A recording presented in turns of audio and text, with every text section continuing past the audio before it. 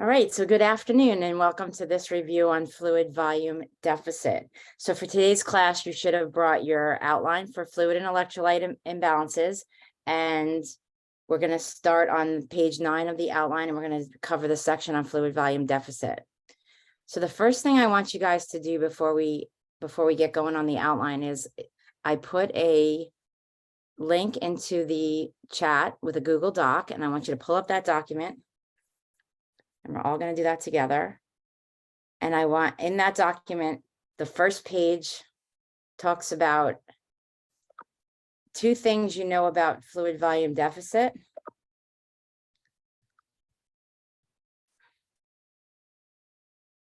And then the second page is something you don't know about fluid volume deficit.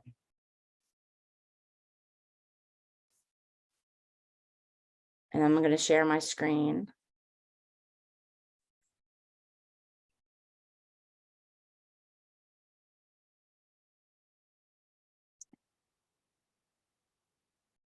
There we go. So can everybody access the document?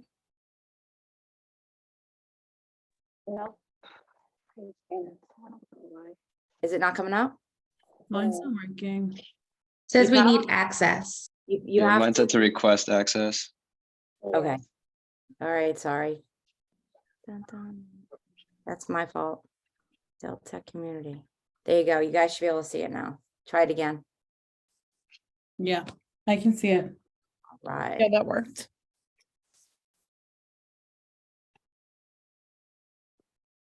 Okay, so the first page, 2 things that you know about fluid volume deficit. I want you to just go ahead and jot them down on page 1. And then on page 2, I want you to write a question or something you're unsure about that has to do with fluid volume deficit.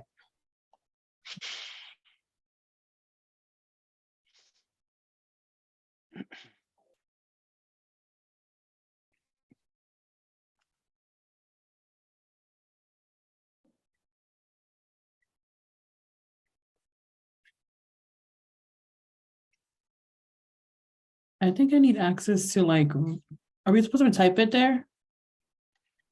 Because it Yeah. won't like Yeah, it's not letting you do that either. All right, hold on one second.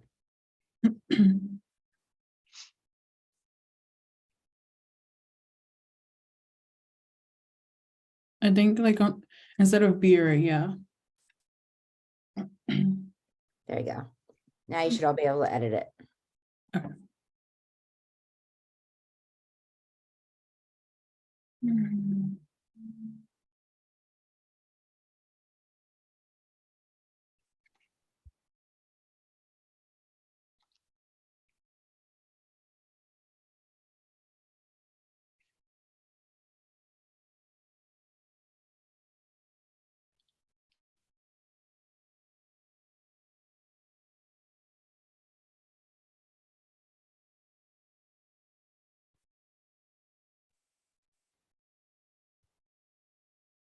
Is everybody else writing stuff? The only one I see in here is Yulissa. Yeah, and I'm scared to write. Ah, It's It's not still letting me. not working for me to edit it. still? Yeah, it's not letting me type. Yeah, I can't type either. It says anyone with the So- link is an editor. All right, you know what? Then how about we just put it in the chat? Okay. Let's do it in the chat then. So 2 things you know about fluid volume deficit, put it in the chat, and then 1 thing that you have a question about or you're unsure about.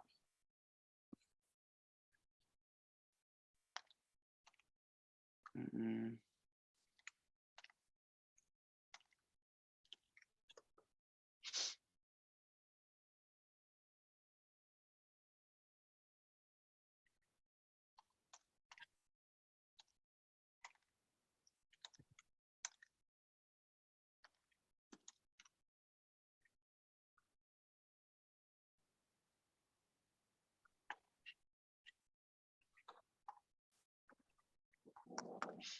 Mm.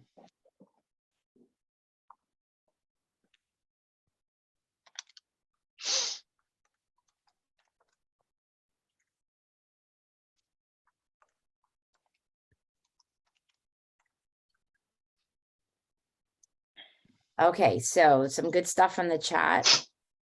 it does include both intracellular and extracellular. So if you don't remember what those two compartments are, you need to go back and refresh yourself on them. Definitely can be caused by GI loss, hemorrhage, or diaphoresis. Fluid and electrolytes are very important for maintaining homeostasis. A dry mucous membrane is a symptom of being dehydrated, a fluid volume deficit. Your patient would have an increased pulse and a decreased blood pressure. Good. Signs and symptoms, low BP. Good. You can, yes, if the volume deficit gets so bad, you can go into that hypovolemic shock. So yes, let's remember those kidneys are all important about electrolyte balance, right? We learned those kidneys are super important, not just for getting urine out of the body, but for balancing our fluid and our electrolytes. There's lots of mechanisms that were used. So in our unit today, we're not really going to talk about kidney function, but more than just lightly. But that was a whole section in this content. So if you're feeling like you need a refresher on that, you're probably going to have to go back into the textbook and read that section again. We'll go over it vaguely here, because this is more about what is dehydration and how, as nurses, how are you going to take care of patients that are in fluid volume deficit. So I'm going to share my screen again because I'm going to put my PowerPoint back up.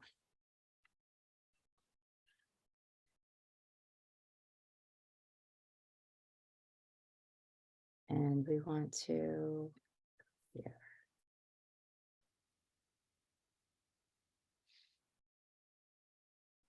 All right, can everybody see my screen? Yep. Yes, great.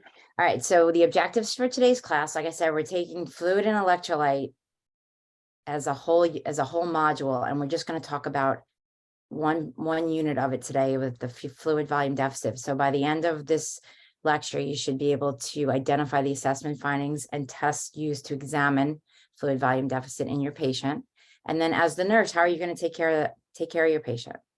Okay. So we talk about dehydration and fluid volume deficit as one thing most of the time. It actually is very specific to separate things. Dehydration really is only loss of fluid and not necessarily have anything to do with electrolytes. But then your fluid volume deficit is the loss of fluid from your intracellular and or your extracellular fluid.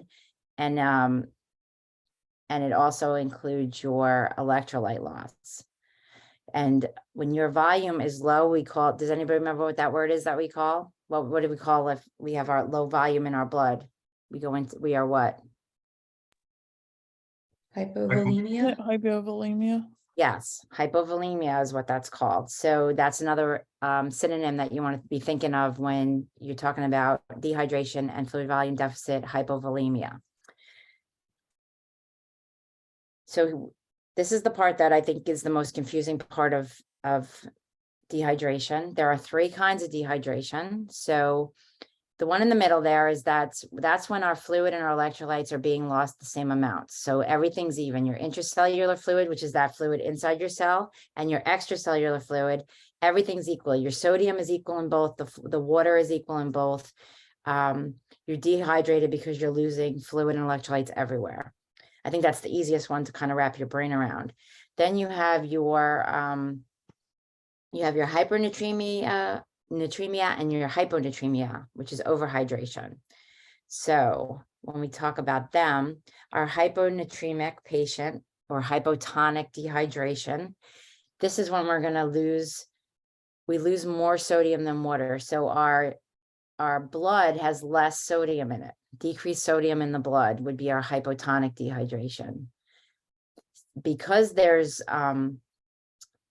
less sodium in the blood and there's more sodium in the cells, we know fluid goes from lesser concentration to higher concentration. So that's why in hypotonic or hyponatremia over here on the right, there's less sodium in the blood, so all the fluid is going into the cells where there's more sodium.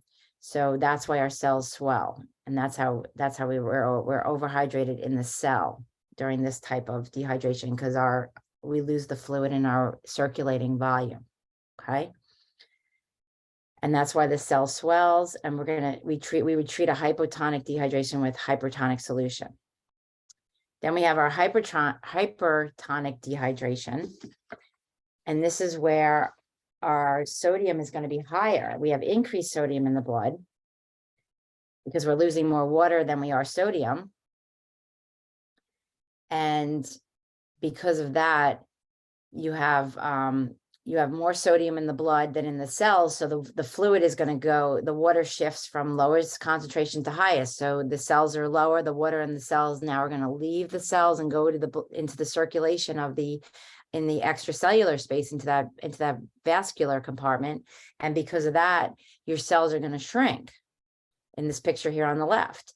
So there's so much, there's a lot of sodium out in the blood in the extracellular space. So the cells have less sodium. So the water is going to go from lower concentration to higher concentration, and they're going to shift.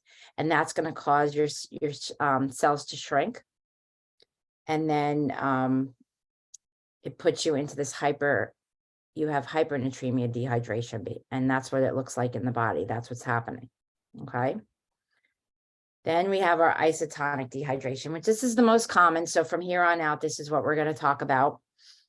This is when your water and your electrolytes are lost in the same proportion.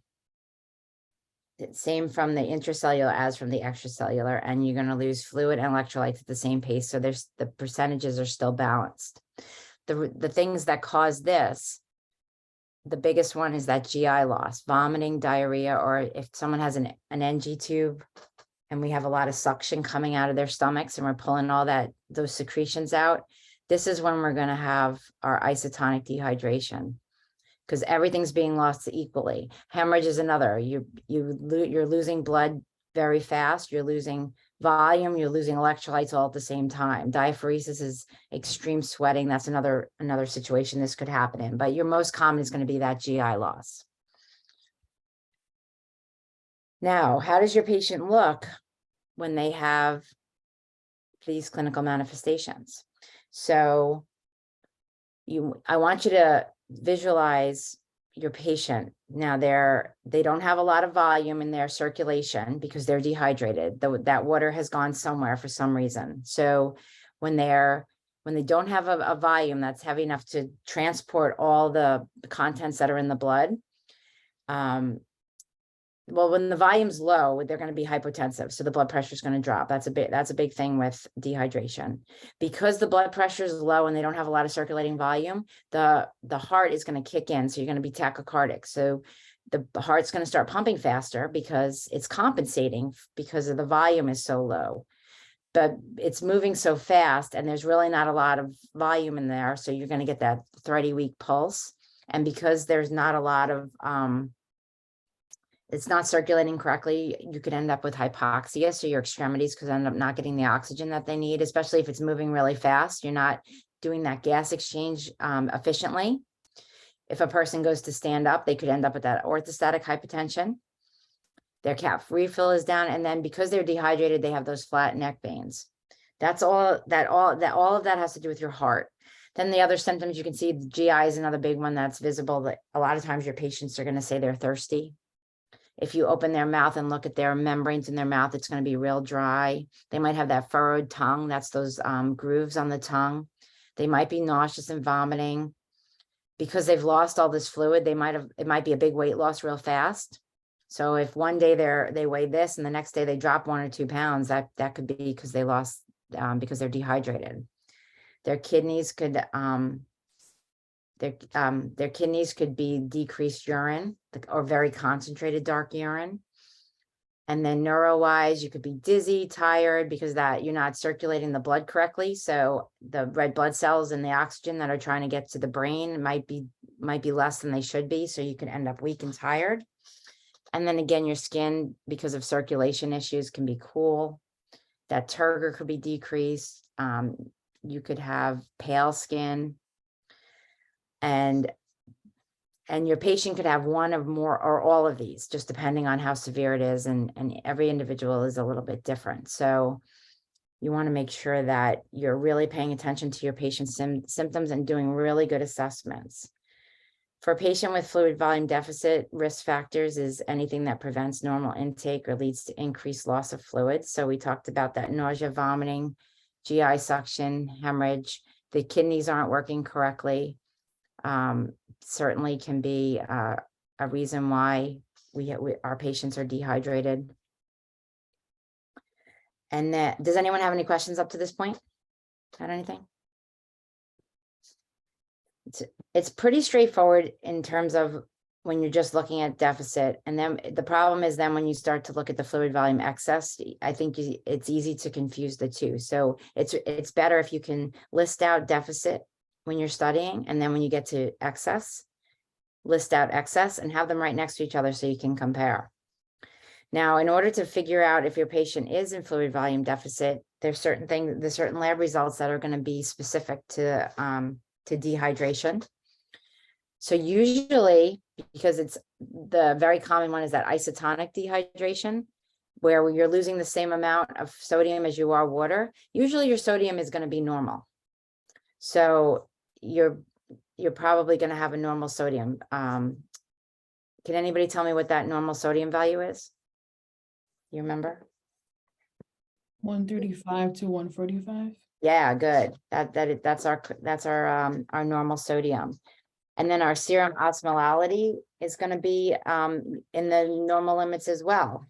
Because if you remember, our serum osmolality is that it's the solute concentration of blood. So because the fluid and the solutes are still balanced, it's just less of everything. The actual lab value is going to come up normal. Now, your hematocrit, on the other hand, is definitely going to be different. So for severe dehydration, your hematocrit's going to do what? It's going to be up. It's gonna increase. Yeah, it's going to be up because the concentration is going to be so much greater because the fluid is going to be so much less. So because it's going to be, remember that hematocrit's going to be high, it's going to be elevated with dehydration. It's going to be decreased with excess. So if you're overhydrated, you're going to have a really low hematocrit, and then it's going to be a really high hematocrit if you're dehydrated. And then serum osmolality is would stay in the normal level. That's not on this one. And then BUN would probably be elevated. And our normal, we know, is 5 to 20 or 8 to 22, somewhere in there. So it would be bumped up. And then our urine specific gravity, that's a big one too for dehydration versus overload. So if our specific gravity is really high, the concentration is higher, then that's going to mean that we are dehydrated. If urine specific gravity is really low, that means it's not as concentrated. So that's when we're in that fluid volume excess. So those are really important lab values to know going into the final, because if they could ask you questions on these, you need to know the difference. Okay. And then so now we're going to go to our big, this is what we do. This is why we're learning all this stuff. So we have a patient that is in fluid volume deficit and they come to you and they're showing all their symptoms. And so what are we going to do for this patient to treat them? So one of the first things we need to do is make sure that we rehydrate them. We want to, most likely we're going to start IV fluids, and we're going to pick an isotonic solution. Sorry, can you guys hear that horn? Yes, someone's stealing my car, but that's okay. We're going to finish this lecture before I run out to get that. So we're going to rehydrate with isotonic solutions. If the patient can take fluids orally, then we definitely want to offer them fluid and bring them drinks. And if they're in the hospital and we're able to provide them drinks, then give them some water, because that one of the best ways for water absorption is through the GI tract. We want to monitor their vital signs, because we know that if there are certain vital signs are off, if their heart rate's high or their blood pressure is low and they're dehydrated, we're going to watch for those symptoms, and then we're going to make sure that their heart rate doesn't get too high or their pressure doesn't get too low. We want to monitor those labs. We just talked about the labs that are super important. And then if some of the things that we talked about in the symptoms, such as if their oxygen is low, we're going to apply some oxygen to get their levels, their pulse ox back up. Or maybe if they are losing weight, we need to do daily weights. Strict I&O is always super important. If they're nauseous and vomiting, we're going to want to make sure that we're giving them medication to make them feel better and relieve that, because the more they vomit, the more their fluid and electrolytes are going to get imbalanced, right? And we want to try and stop that. So if we can keep them from vomiting, that's what we need to do. And then we're going to do a lot of education. We're going to teach them how to maintain adequate fluid intake so that they don't get dehydrated in the future. And then one of the last things that you would see in this patient would be maybe level of consciousness. So we talked about maybe being sleepy or tired, and that's because of the lack of oxygen that's getting to their brain, because their circulation isn't right. So we want to make sure that we are monitoring that level of consciousness, because if we all of a sudden see our patients change in their mental status because of this, that's a really significant finding, and that's a higher priority that we would have to take care of. So let's do a quick little quiz. I made a quiz for you guys. You know, I love my quizzes. So I'm going to launch this poll. So you guys can you all see the poll? Okay. Yes. All right, there's your first question. So everybody go ahead, and it's just A, B, C, D. There's no E.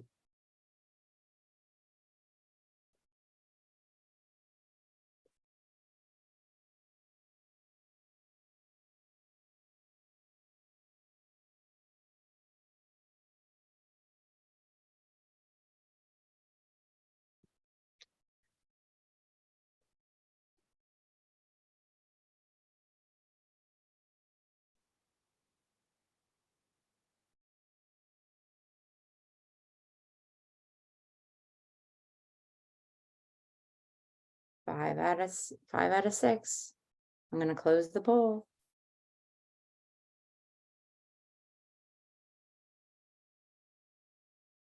All right, so I'm going to end the poll there. I'm going to share our results. And then you all picked A, and that is correct. Okay, next question.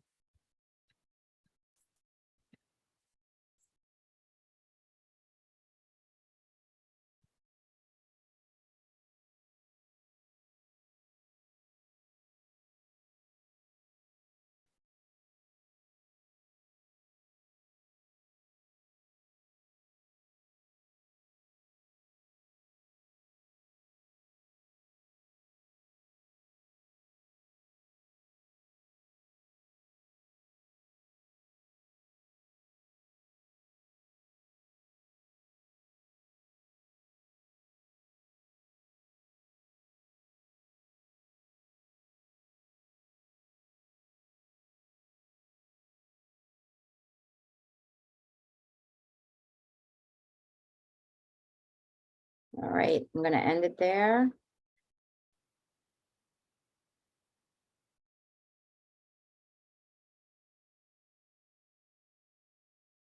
And you all picked B. B is correct.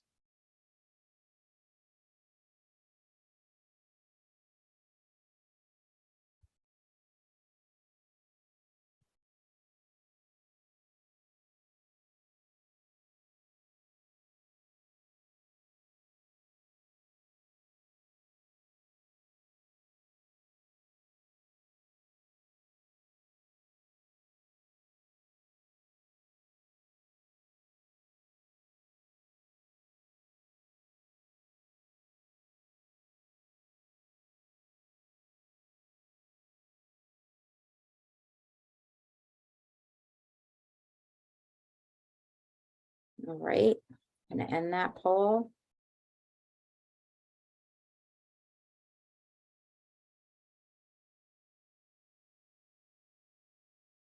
All right, so the majority of you picked D. And D is the correct answer. We'll come back to that, and we'll talk about that in a minute.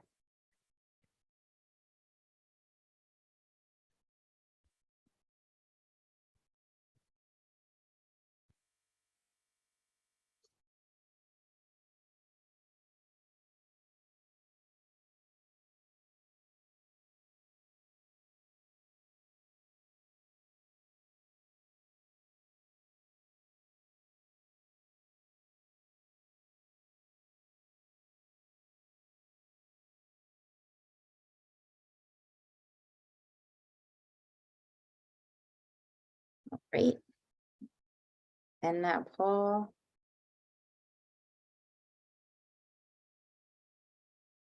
All picked C. Good job. Last question.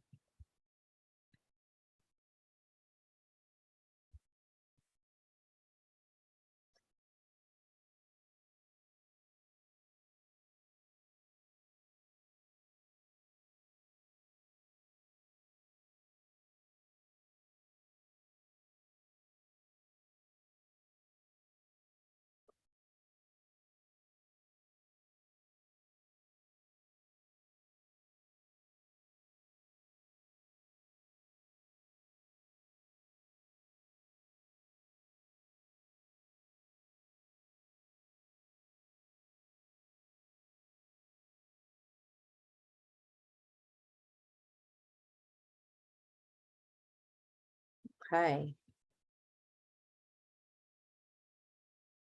That one we had a few variations. So A was the number one choice.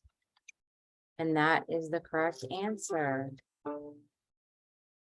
Awesome. All right, let's go back over them real quick.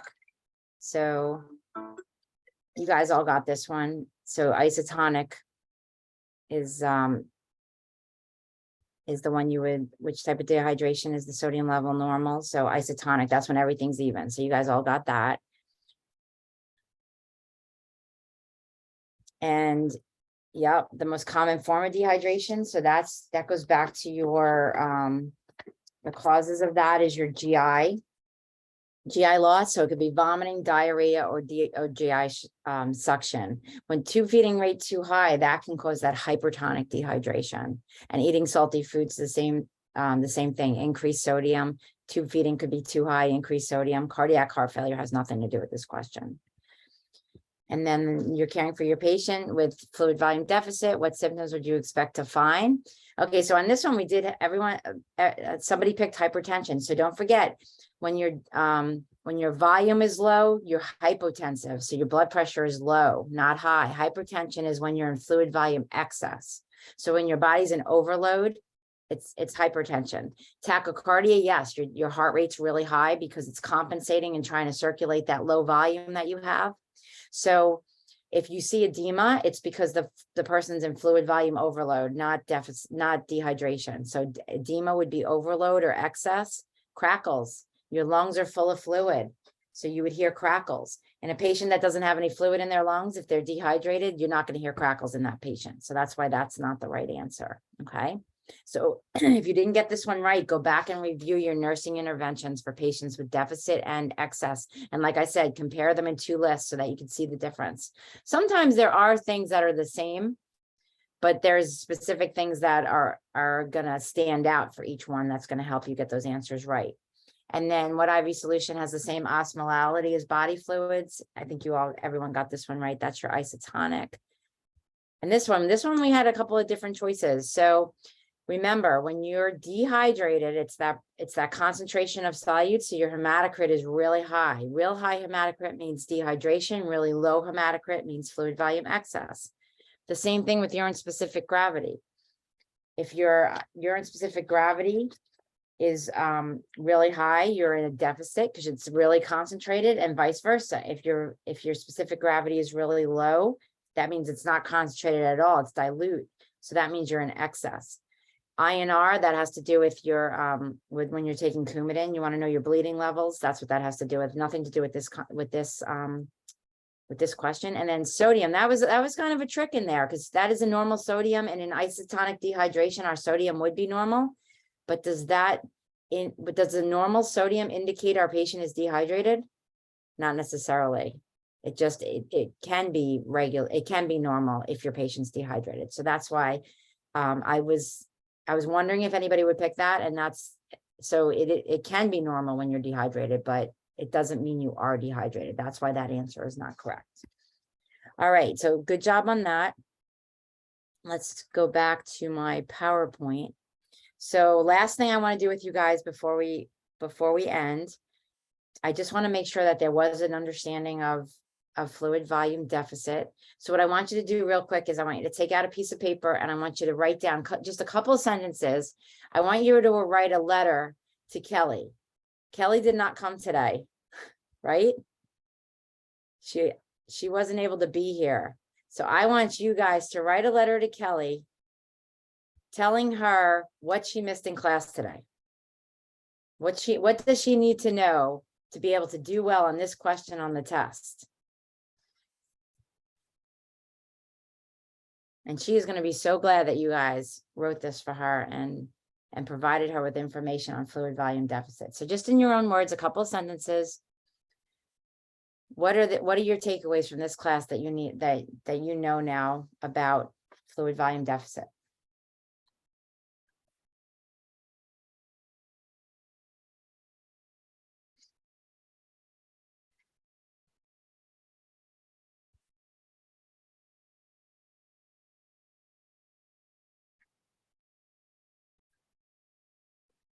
All right, so you guys got to summarize what this class was about for Kelly today. So anybody want to share? Come on. Actually, the most important thing that I got out of this was your heart rate will go up, you'll become tachycardic, and your blood pressure will go down. You rehydrate the patient accordingly, both orally and IV if you have IV access. But it would be most important to get some fluid into that individual. Okay. Good. Anybody else want to add to that? I'll share. Thanks, Julissa. Okay, I said, Dear Kelly, today we learned about volume deficit, also known or can be described as dehydration. The most common cause is GI loss, which would be vomiting or GI suction. The labs you would want to be looking for would be elevated HCT. And then I said normal sodium, normal serum osmolality. And then you also see tachycardia and low blood pressure. Oh, and distended neck veins. Sincerely, Yuli. That's it. Yeah. Non-distended, right? You said Oh, non-distended neck veins. They'd be flat. That was really good. Thank you, Julissa, for sharing that. So anybody else want to add to that? Did you have something else besides all of that? She covered a lot on that one. Anything else Kelly needs to know to get to pass this test? Mine was pretty much the same as yours. I said the hematocrit value is when the hematocrit value is elevated, it shows that the patient's dehydrated. And when the value is low, the patient's overhydrated. And some common cause, one of the common causes for dehydration is GI loss, which is vomiting, diarrhea, and GI suction. It's pretty much kind of the same. Good. Yeah. That's awesome. Anybody else want to add to that? I would add that you also want to monitor vital signs and input and output along with daily weights just to see how the treatment is going. Good. Very good. All right. A lot of good ideas. That is awesome. I'm very confident you guys, if you see any questions on fluid volume deficit on the test, that you are going to hit a home run with it. So I'm going to stop recording now because that's the end of our session, but don't go anywhere yet.